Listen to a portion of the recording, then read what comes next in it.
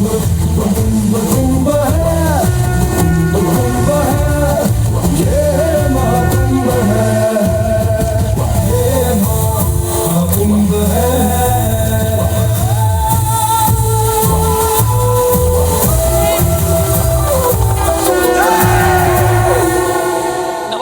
अतुल्य कुंभ के इस बुलेटिन में आप सभी दर्शकों का बहुत स्वागत करता हूं। मैं राहुल सौमित्र।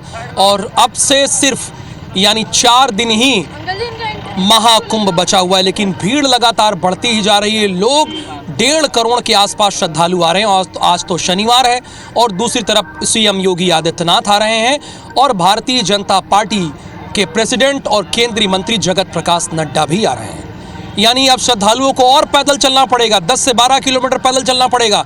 जो जाम में फंसे हैं वो 10 से 12 किलोमीटर जाम में फंसे ही हैं। उनकी गाड़ियों को बाहर रोक दिया गया है।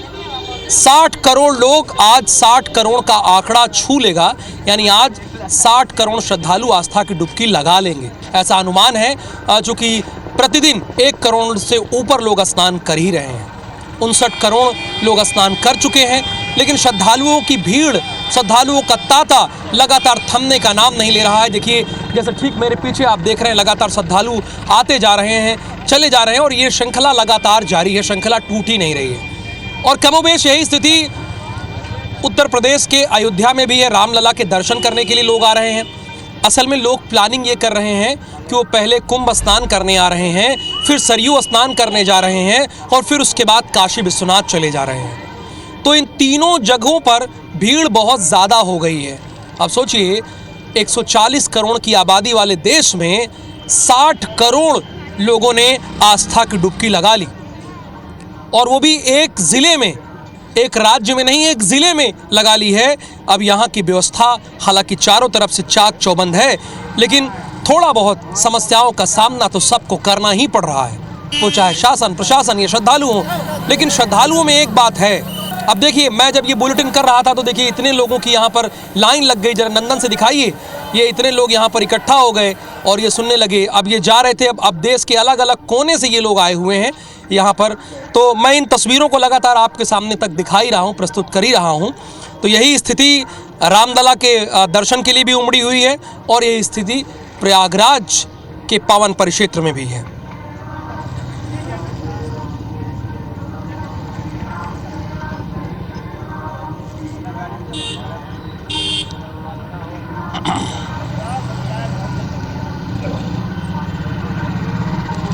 देखिए, प्रयागराज में अगर आप आए तो आस्था लेकर आइए। आस्था लेकर आएंगे तभी यहाँ पर संगम स्नान हो पाएगा। अब कई किलोमीटर चलना पड़ रहा है पैदल, ये तो है। लोग कह रहे हैं कि हमें वैष्णो देवी में भी तो कई किलोमीटर पैदल चलना पड़ता है, तो हम प्रयागराज में क्यों नहीं चल सकते? ये तो 144 सालों के बाद मौका आया है। तो नो व्हीकल जोन घोषित कर दिया गया है। खबर कुल मिला के ये है, नो व्हीकल जोन घोषित कर दिया गया है। लेकिन उसमें विकल्प क्या है? देखिए, विकल्प आपकी स्क्रीन पर है, जो आप देख रहे हैं स्क्रीन पर आपके विकल्प है।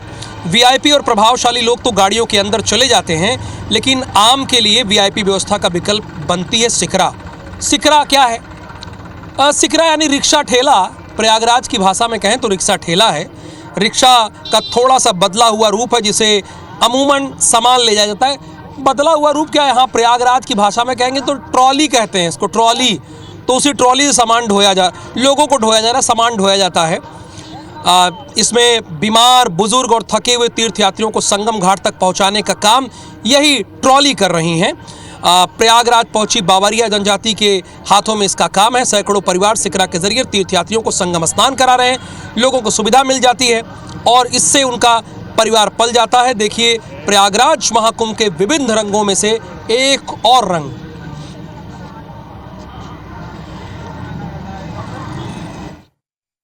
प्रयागराज महाकुंभ में दुनिया के हजारों रंग बिखरे हैं। आप यहाँ पर आएंगे तो अलग अलग सारी चीजें ऐसी लगेगी जो अनकॉमन है, और उसी में से एक है सिकरा।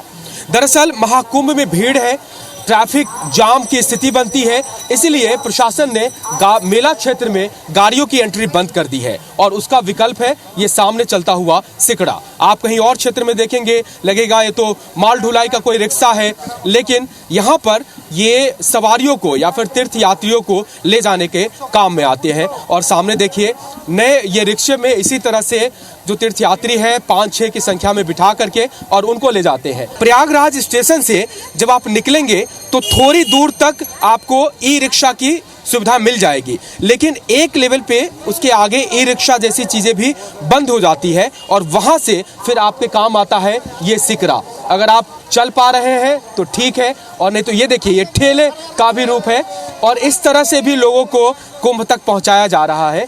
और ये तस्वीर देखिए आपको संगम क्षेत्र में हर समय आपको हमेशा ऐसी ही तस्वीर नजर आएगी, इसी तरह से सिकरे में। और ये बैठे हुए बाय बाय राजस्थान से आए। राजस्थान से। अच्छा, तो कितने कब तक चलाती हैं दिन में? सर दिन में 3-4 बार राउंड होता है और पुलिस वाला करना नहीं देता राउंड। अच्छा, और ये एक आपका अपना है कि किराए पे? नहीं सर किराया पे है सर। कहाँ से आई राजस्थान में? राजस्थान कोटा बूंदी से है सर। अच्छा, और एक किराया कितना देती है एक दिन का? किराया एक दिन का 500 रुपये देते सर। और फिर कमाई कितनी हो जाती है? नहीं सर 2000 से ज्यादा नहीं होता सर। ये तस्वीर देखिए, अमूमन जो आपको लोग दिखाई देंगे वो राजस्थान से ही आए हैं, कोटा से, और पूरे परिवार मिलकर। कहाँ से आए भाई? मैं राजस्थान से। संगम क्षेत्र में आपको बाइक या फिर स्कूटी आपको ज्यादातर लोग देखेंगे यहाँ तक पहुँचाने के लिए, और नहीं तो सर्वसुलभ साधन है। आप स्टेशन से उतरिए वहाँ पे भी मिल जाएंगे, थोड़ा सा आगे चलिए वहाँ भी मिलेंगे, और एकदम सीधे संगम क्षेत्र तक वो आपको पहुँचा देंगे। और वहाँ से भी संगम क्षेत्र से भी अगर आपको स्टेशन की तरफ जाना है तो फिर जो सबसे सुलभ और सबसे विश्वसनीय साधन आपको मिलेंगे वो यही सिकरा है। महाकुंभ के कई नज़ारों में, कई रंगों में एक रंग सिकरा का भी। कैमरा पर्सन धर्म साहू के साथ राजेश राज, IBC 24। तो आपने देखा कि कैसे ट्रॉली यहाँ पे लोगों को पहुँचा रही, जिसे सिकरा भी कहा जा रहा है। देखिए भीड़ को मैनेज करने का काम यहाँ का प्रशासन कर रहा है, लेकिन एक विसल ब्लोअर टीम है जो जहाँ भीड़ ज़्यादा हो जाती है सीटी बजाती है और भीड़ को मैनेज करने का काम करती है।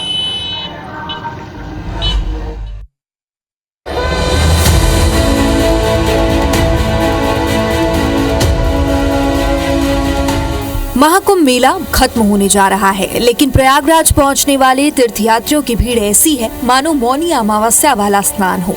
अब भी हर दिन 1 करोड़ से ज्यादा तीर्थयात्री प्रयागराज पहुंच रहे हैं। सड़कों पर यात्रियों के आने और जाने का रेला निर्बाध रूप से चलता रहता है। इसके लिए सड़क खाली होना बहुत जरूरी है और इस बेहद जरूरी काम को पूरा करती है विसल ब्लोअर पुलिस की टीम। संगम आने और संगम से जाने वाली सड़कों पर ये पुलिस की टीम हमेशा तैनात रहती है। जैसे ही सड़क किनारे तीर्थयात्री बैठकर सुस्ताने या खाने की कोशिश करते हैं, एक साथ 1.5 से 2 दर्जन पुलिस वालों की विसल गूंज उठती है और पल भर में ही सड़क खाली हो जाती है। कहा भी जाता है कि महाकुंभ में आदमी और पानी कभी ठहरने नहीं चाहिए, इसलिए संगम आने और यहाँ से निकलने के करीब 2 किलोमीटर के क्षेत्र पर पुलिस किसी भी सूरत में यात्रियों के आने और निकलने के सिलसिले को रोकने नहीं देती। प्रयागराज महाकुंभ का संगम क्षेत्र है और ये दर्शनार्थी, ये जो श्रद्धालु हैं दर्शन करके लौट रहे हैं। और देखिए आपको भीड़ मैनेजमेंट के लिए एक पुलिस की टीम जो विसल ब्लोअर टीम है वो निकल रही है। यानी जब दर्शन करके लौटते हैं लोग तो थक करके रास्ते में ना बैठ जाए और वो रास्ता जाम ना हो जाए, इसीलिए आपको जगह जगह ऐसी ही पुलिस की टीम विसल बजाती हुई और रास्ता खाली कराती हुई नजर आएगी। ये सामने देखिए संगम के नीचे का ठीक क्षेत्र है और लोग खाली होकर के ब्लॉक न कर दे खरीदारी की वजह से, या फिर बीच में रुक करके खाना न खाने लगे, या फिर थक करके बैठ न जाए, इसलिए। और जैसे ही बैठेंगे देखिए सामने ये लोग आए हैं दर्शन करके, क्योंकि थक जाते हैं और जैसे ही छांव नजर आती है वो बैठ जाते हैं, लेकिन यही बैठने से फिर रास्ता ब्लॉक होता है और फिर भीड़ की स्थिति होती है, भगदड़ की स्थिति होती है। इसलिए बाकायदा आपको 18-20 पुलिस जवानों की टीम लगातार सीटी बजाती हुई उनको रास्ता खाली कराती है। जो लीड कर रहे हैं सर से बात करेंगे। भीड़ बैठी नहीं, एक साथ बैठे नहीं, प्रायोरिटी ये होती है कि लोग चलते रहे। जी जी जी, लगातार आप लोग सर ऐसे ही काम करते रहते हैं? हाँ जी हाँ जी। कितने लोग हैं, कितनी आप लोग की पुलिस की टीम है जो ऐसे संगम क्षेत्र में ऐसे काम कर रहे होंगे? हमारी बहुत सारी टीमें हैं जी, अलग अलग हर क्षेत्र में टीमें बनी हुई हैं। जैसे इस क्षेत्र में हमारी टीमें बनी है, ऐसे और भी टीमें बनी हुई है हमारे हर क्षेत्र में। तो ये काली मार्ग हो गया, ये संगम क्षेत्र हो गया, तो ये जो विसल बना करके जो खाली करने वाली टीम होती है ये डेडिकेटली कितनी टीम है? हमारी यहाँ पे 2 टीमें बनाई गई हैं इस क्षेत्र की जो देख रेख के लिए, और बाकी एक टीम यहाँ पे, एक टीम आगे हमारी। कंटिन्यूअसली आप वहाँ से निकल करके पूरे रास्ते में ये चलते रहते हैं हाँ। कि जो एग्जिट रास्ता है वो कम से कम ब्लॉक ना हो। हाँ, जो बाहर जो श्रद्धालु लोग आते हैं वहाँ पे रहते हैं हम लोग हैं, जो निकलने वाले रास्ते पे रहते हैं, दोनों रास्ते पे हम लोग होते हैं जी। देखते रहते हैं हम लोग। जी अच्छा सर, ये जो रणनीति होती है कि लोग आते हैं दर्शन करते चूंकि थक जाते हैं, स्नान करने के बाद अचानक से उनको रेस्ट की जरूरत पड़ती है या कहीं थक जाए, तो वो प्रायोरिटी रहती है कि वो कम से कम मेला क्षेत्र से आगे निकल जाए, आगे बढ़ते रहें लोग, रुके ना है लोग, बस हमारी प्रायोरिटी रहती है लोग रुके, एक जगह स्थायी रुके ना, आगे बढ़ते रहें, जिससे पब्लिक चलती रहे, हमेशा बाहर निकलती रहे। तो ये लगातार ये जो एक साथ विसिल बजाने का इफेक्टिव तरीका है, बहुत काम करता है, बहुत ज़्यादा। बहुत काम। हाँ, तो ये सर पहले भी कुंभ में इस तरह की रणनीतियाँ रही हैं या इस कुंभ को लेकर के आपने? सर पहले भी रही हैं और अभी इसमें हम लोग ज़्यादा एक्टिव हैं हम लोग, जिससे मतलब पब्लिक को आगे बढ़ाते रहें और क्राउड ना लगे, एक जगह स्थायी ना हो, बढ़ते रहें धीरे-धीरे।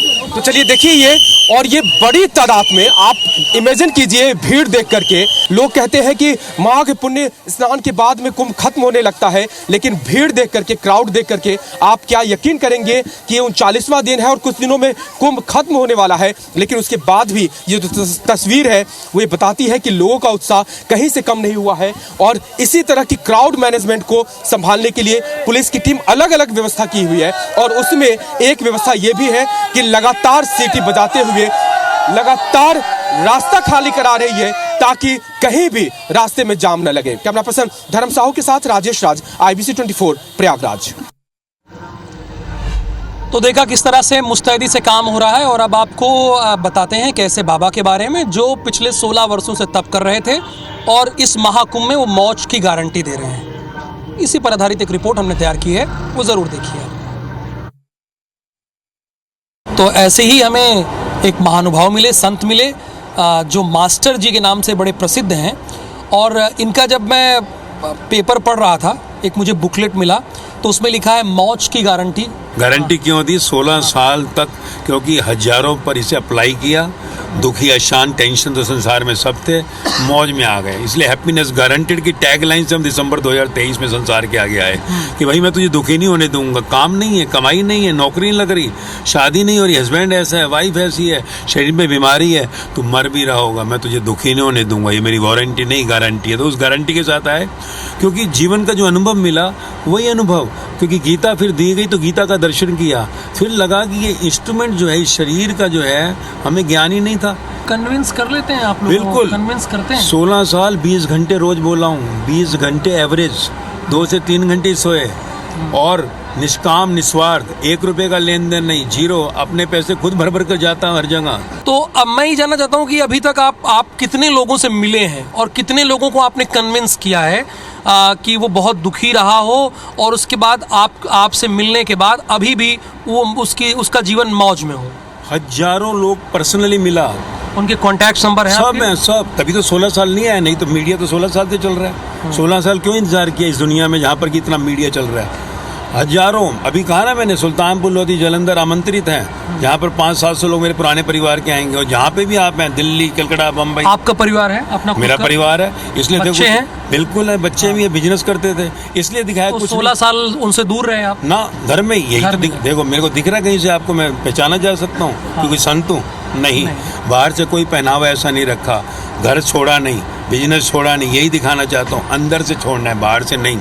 संसार में आपको बिजनेस भी है आपका? बिजनेस 2016 में रिटायर हुए हम, बड़े बेटे को हैंडओवर कर दिया था। अच्छा। फिर हम जो है 17 से जो है पूरा रिटायर होकर ज्ञान जहाँ जाना होता है वहाँ जाते, वापिस आ जाते। मास्टर जी से लोग मिले कैसे?